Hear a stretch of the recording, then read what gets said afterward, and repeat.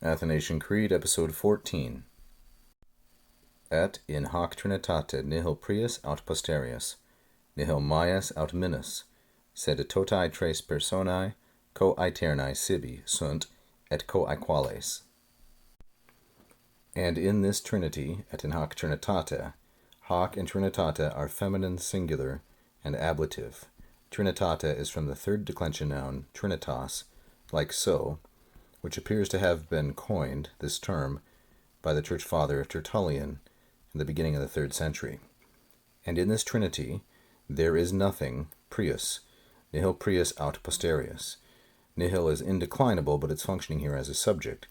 Prius is neuter, singular, and nominative, as is posterius.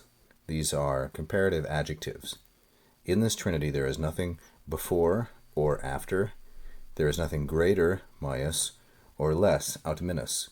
Maius and minus, like prius and posterius, are neuter, singular, nominative, comparative adjectives, being used here as predicates of nihil.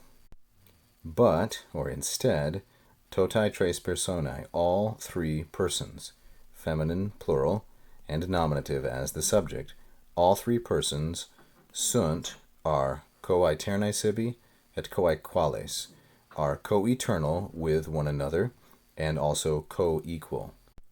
Sibi is feminine plural dative. It's a reflexive pronoun. And its antecedent, that is the subject of the verb sunt. It always refers to the subject of the verb, and so personae is that to which it refers. But all three persons are coaeternae, co-eternal, and co-equal with one another, sibi.